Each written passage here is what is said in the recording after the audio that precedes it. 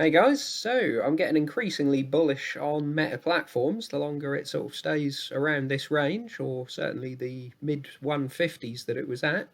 So I thought I'd look into them in a little bit more detail. But a lot of people are sort of done the sort of discounted cash flow and sort of valuation calculations and that sort of thing. So rather than just sort of go over that again, I thought I would look at the reality lab side. So we all know sort of the traditional Facebook, Instagram, and WhatsApp are doing okay, sort of slow growth, potentially a little bit of loss in profit from the Apple news and that sort of thing. But sort of the main focus, and I think what is moving the share price often, is the reality lab side. So let's have a look. So this is the split on their annual report, and they've split out the family of apps and reality labs into two sections. And you've got revenue up from 2020 to 2021, 100%, and costs and expenses up 61%. But obviously, 2.2 billion in revenue, 12.4 billion in costs. So it's a huge loss at the moment. Obviously, this is preparing for the future, but 10 billion in loss, that's a fair hit at the moment. And they won't exactly put this front and centre. They do say losses increased 3.5 billion. This is primarily driven by increases in payroll and related expenses to the growth, so research and development and developing sort of the headsets and that sort of thing. And then gross losses from the increase in volume of consumer hardware sales. So sort of take that as a backhanded statement that they sell the headsets at a loss, hoping to sort of make money on the software and sort of potential in-game items and NFTs and that sort of thing later. So this is similar to what the console manufacturers sort of tend to do. Some sort of generations they've attempted to sort of sell them at cost or at a small profit, but sort of often in the past they've sold them at a loss and hope to make the money back on games. So yeah, interesting to sort of see basically if they want to grow the headset sales, then that loss is going to increase unless they can sort of find a way to reduce costs. Or you can have other SKUs for sort of higher memory and that sort of thing. There's been talks of maybe the sort of higher memory version for sort of $100 more.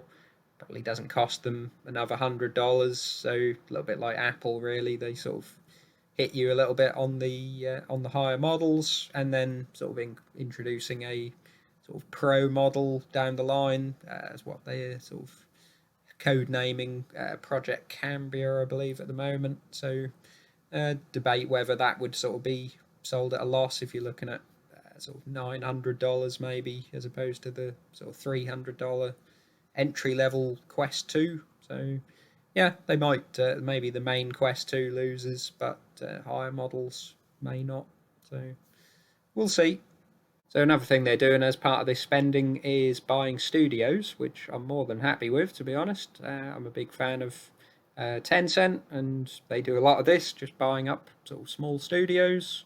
Maybe they sort of buy one that's had a reasonably successful game, or sort of buy one that's in development. They've chose to buy Big Box VR as one of their acquisitions. So they had a sort of Fortnite inspired VR, I believe, battle royale game, slightly smaller, sort of 24 people, as opposed to the sort of 100. But yeah, it sort of came onto the scene 9 months ago, and is sort of ranked as one of the top performing titles on Oculus. So yeah, so if this is getting seen as sort of big spending and sort of money down the drain, I wouldn't see it as that. Obviously, they're gaining the rights to IP and sort of future games, and yeah, I would see that as sort of money well spent, really. It's a good point as well that the studios that Facebook have bought are continuing to develop titles for the Valve Steam store, for example. So they're not exclusively developing for Oculus. So money going into games on Steam will still be going into sort of Facebook-owned companies. So they're saying it's a shrinking part of their sales because I guess if people are buying a Quest 2, then they're going to be using the Quest Store, sort of incentivized to use the Quest Store rather than buy games on Steam. But if you do like Steam, then you can continue to use it on there, and you may be sort of funding, unknowingly, funding Facebook-owned games on there. So that's not bad. Another one they bought, which I was very happy to find out, was Beat Games. So Beat Saber is sort of their main games, one of the most popular games on VR entirely, and they've sort of earned over 100 million in revenue last year, and come down. So it's sort of licensed music-based game, includes sort of music from Lady Gaga, Billie Eilish, sort of biggest music stars in the world. And come down to the bottom, saying they actually turned a net profit of 3 million. So for a sort of fairly small, growing developer to sort of do 3 million profit on 100 million in revenue, I thought was pretty good. Would expect these to sort of be reinvesting for growth and sort of be taking a loss. But so Facebook have bought a very popular sort of profitable game studio. So pretty happy with that. So there's a little Wikipedia page actually of the acquisitions by Meta Platforms, and you'll sort of come to 2020, 2021, and notice that sort of the vast majority are either sort of Reality Labs or Oculus Studio. So Oculus Studio are the sort of full-on game studios, and Reality Labs are more sort of infrastructure type things for VR. They don't disclose very much of the figures, certainly for the game studios, but yeah, you got sort of obviously Big Box VR here, and Beat Games sort of higher up. Ready at Dawn, sort of interesting one. They sort of made a few of the sort of God of War smaller games, and sort of various other games. They bought them and sort of be looking for them to develop VR games now. And yeah, sort of a number of others, as I say, undisclosed amounts. A bit difficult to sort of find out where exactly they put these purchases in terms of the costs. They sort of have an acquisitions line on the financial statements, but that's for Meta Platforms in total, and it sort of doesn't really seem to add up to what we would expect here. So yeah, if this is part of the expenses that they're calling sort of expenses on the Reality Lab side, then again, I wouldn't really see that as bad. You might take a smaller amount of revenue 1 year, but if you've sort of bought a game studio in that year and you're sort of counting that as a loss, then I wouldn't really see that as a loss. As you say, you're buying sort of the IP and all the future revenue of that company, basically, as long as you're just paying all the developers. So yeah, as I say, it's a bit difficult to sort of find out exactly where that's booked, but if it's in the expenses, then I'm very much bullish, because that seems like a one-off cost that wouldn't be sort of there going forward. And you can see it's certainly working. So this is the number of Quest apps at sort of various revenue milestones. So they sort of give you September 2020, February 2021, and February 2022, sort of in the three colours here. So you've got a rising number of games getting to 1 million in revenue, sort of a flat amount getting to 2 million, and then a big spike this sort of past year, sort of fairly steadily rising 3 million in revenue. Same with the 5. September 2020, you had none at 10 million plus, and then sort of the 2021 and 2022 decent numbers, and then none at 20 million plus until the February 2022 year, where you now have 8, from the looks of it, over $20 million. So that's pretty good. You can see it's not just Reality Labs and the Oculus side. Facebook sort of very keen on gaming as a whole. They've set up a sort of Twitch competitor from the looks of it. So sort of gaming video. This will sort of aggregate live and pre-recorded gaming video on Facebook into one place. Presumably be free with ads. Not sure if they're going to sort of set up a subscription type paid model that sort of Twitch has and YouTube Live has, but interesting to see. I'm not sure about this statistic. I mean, 700 million gamers play a Facebook connected game each month. I mean, most games will have a sort of share it on Facebook when you've bought it and that sort of thing. I don't think there's quite that much affiliation with Facebook in most of these games, but yeah, they're certainly sort of getting into it. They're going to conventions and that sort of thing, Facebook gaming, and yeah, it's certainly something that they're wanting to get into across the company, not just Oculus and Reality Labs. So they think fitness can be a good use of the headset as well. We'll remember sort of how popular Nintendo Wii Fit was, and sort of Ring Fit on the new Switch. So they sort of see that as even more immersive with the headset. Not sure if you're sort of going to be jumping around with the headset on, how secure it really is. Never really worn sort of one of these full headsets, but they seem to think it'll be okay. So you've got sort of dedicated fitness apps where you'll see presumably real life people or avatars. And then you've got sort of sports apps that would also be sort of relatively fit. I mean, people say Beat Saber can give you a reasonably good workout. So, yeah, that's a reasonable sort of sector for them to go after.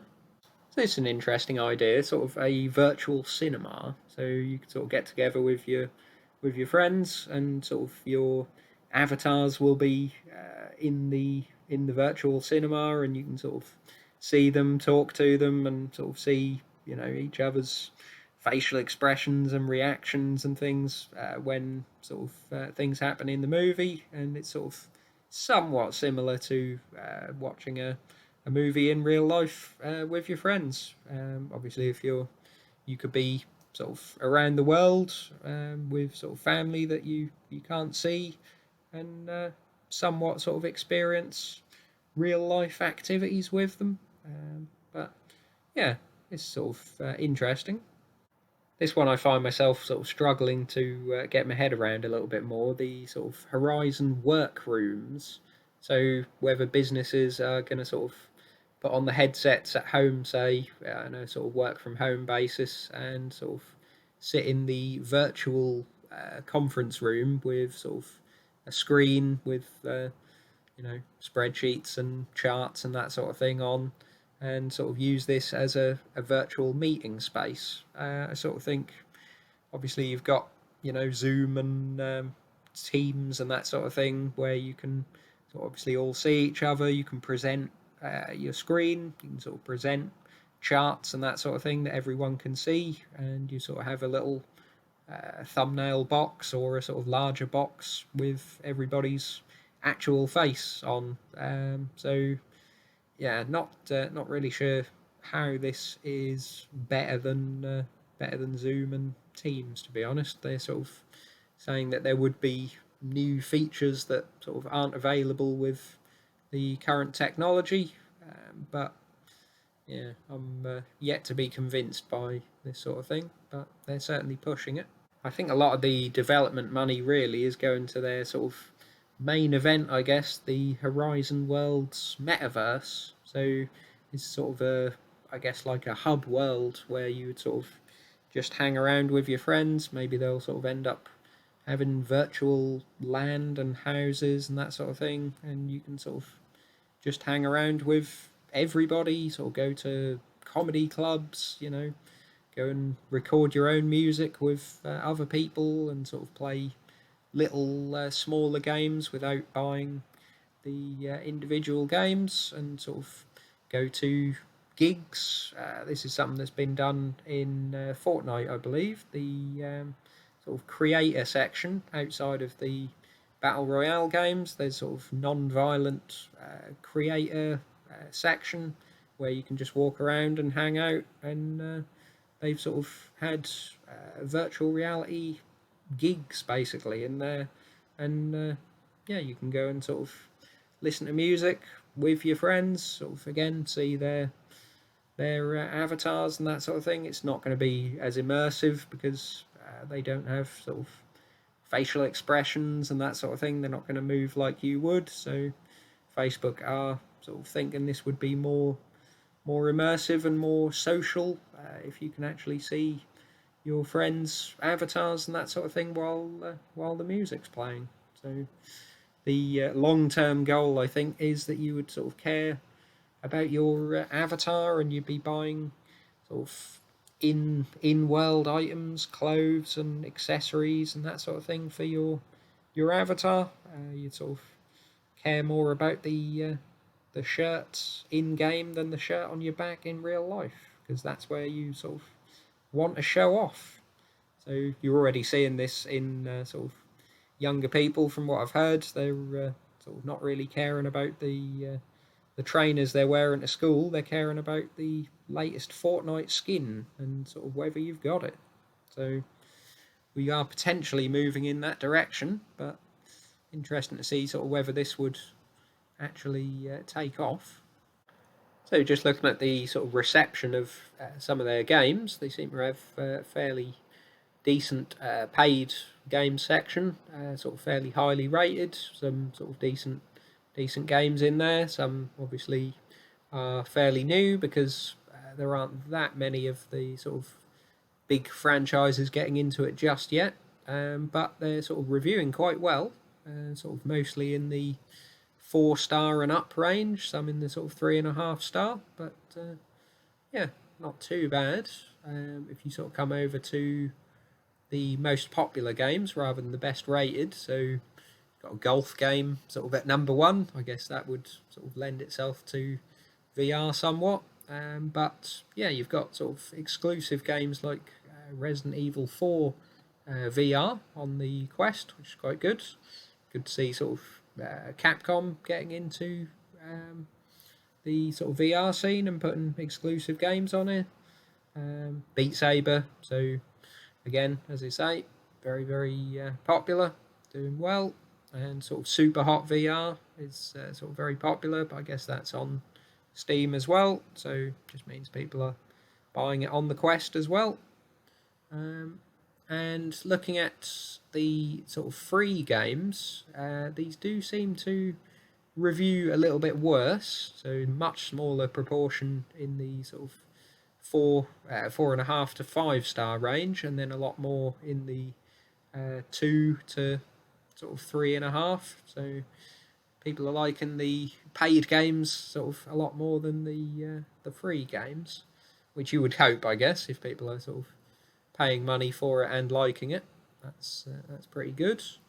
And then the sort of most popular just apps are interesting to see sort of on the top here, sort of just hanging out apps basically. So VR chat is sort of essentially what Reality Labs is partly trying to build with Horizon Worlds. Sort of just a little hub that people get together and chat.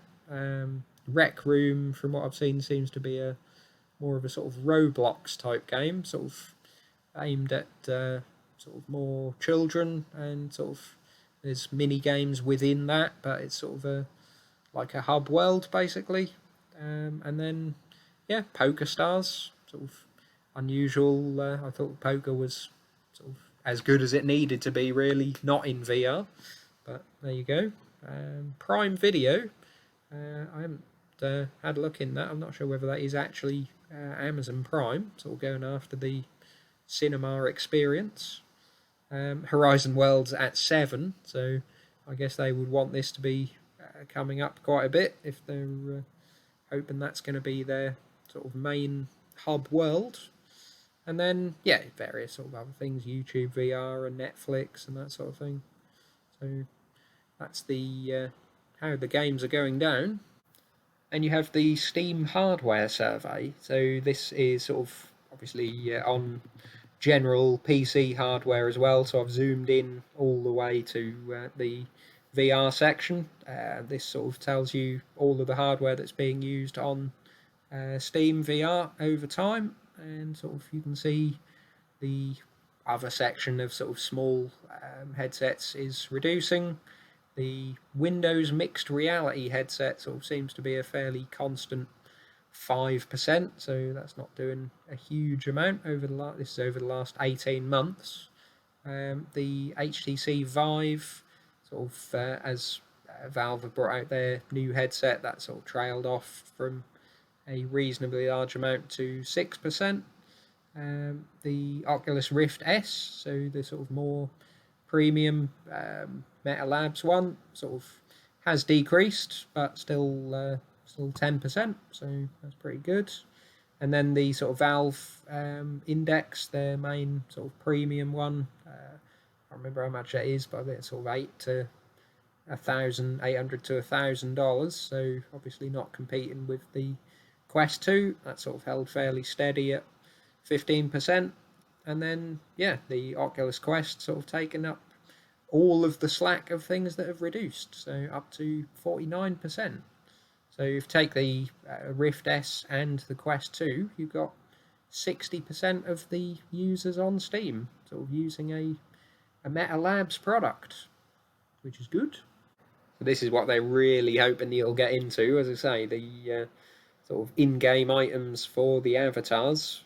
They're looking to take a 30% fee for the hardware platform, and then a 17.5% fee for Horizon Worlds specifically. So if you buy sort of an NFT shirt or hat or something for your avatar, then yeah, you're going to be paying 47.5%, which is a world apart from sort of traditional crypto NFT platforms, which, as they say, like OpenSea takes 2.5% cut of each transaction. Looks Rare charges 2%. So they may struggle at sort of getting real traction on this unless it can sort of really take off and it's just where people want to be, and they'll sort of disregard the large fee, or maybe they would reduce the fee over time with a larger volume of people. But interesting, because they have criticised sort of the Apple Store and the Google Store for charging 30%. So they're charging 30%, and then their store, their game that they also own, is charging 17.5%. So to sort of moan at 30 and be getting overall 47.5 as a company, obviously a little bit pot calling the kettle black, but yeah, see how they do with that. Then finally, the big thing people are sort of keeping an eye on is the competition, really. Whether anyone will sort of catch Oculus Quest 2's dominance. People are looking at sort of the Apple one and the PlayStation VR 2 headset, so whether they can do well. Obviously, the big thing holding the PSVR 2 back is that it's exclusive to the PlayStation 5. So they sort of looked at the previous PSVR headset, and sort of when they'd sold, so when it was released, they'd sold 94 million PlayStation 4s, and they sold 4.2 million PSVRs. So it's under 5% of owners bought a PSVR. Obviously, the market has moved on a little bit since then. People may be sort of more keen to buy one, but yeah, they've had sort of 20 million PS5 sold so far. So if you took 5% of those that are going to buy one, then you're at 1 million, compared to sort of Oculus selling maybe 12 to 15 million quests every year. So that's not exactly a huge competition.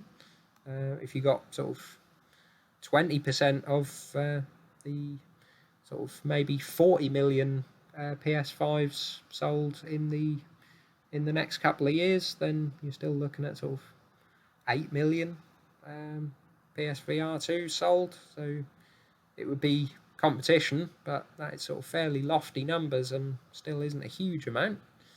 And then you've got Apple's AR/VR headset. Don't really know exactly what it is at the moment, but they're sort of rumoured that it's going to cost $1,000. So it's not really competing with the Quest 2. It's potentially sort of competing with their Pro version. Sort of talks it could be called the Quest Pro. At the moment, it's codenamed Project Cambria. So it would sort of maybe compete in the higher end space. So you've sort of got Apple has sort of dominated sectors in the past and even currently with the tablets, for example. The iPad still sort of very, very dominant in the tablet space. But then you've got the iPhone that sort of people say is hugely dominant. But I think globally they still only have about sort of between 15 and 20% of the phone market. Sort of varies up and down depending on where they're sort of launching new products or how popular it is. But yeah, to sort of have 20% of the market, if they take 20% of the headset market, it's not a huge amount. I think there's room for them and Oculus and Meta. So we'll see. Obviously, they have a new headset coming out, the sort of potential Meta Quest 3, which will be probably in a couple of years. So they're not gonna stop, obviously. But we'll see whether what Apple do. Presumably, Apple wouldn't be going after sort of the Steam market and the multi-platform market. I guess this would be similar to PlayStation, really. It'd be Apple's own arcade store and that sort of thing. Maybe they'll set up a separate Apple VR games store and sort of it'll be exclusive. So I can't really see that as being sort of huge competition, really. The sort of Apple fans are saying that this is going to crush the Facebook's headset division entirely. I think this is just Apple fans being Apple fans, to be honest. I think they should be fine. So, yeah, overall, obviously, like I say, you've got the basic Instagram, Facebook, and WhatsApp side doing reasonably well and still churning out cash, and sort of the loss side and the sort of figures getting worse is just preparation for the future, basically. So if you sort of strip that out, the legacy side is doing well, and you sort of look into the Reality Labs and Oculus side in a bit more detail, and it sort of maybe doesn't look quite as bad as first look. So yeah, leave your thoughts in comments below, and like and subscribe. See you soon.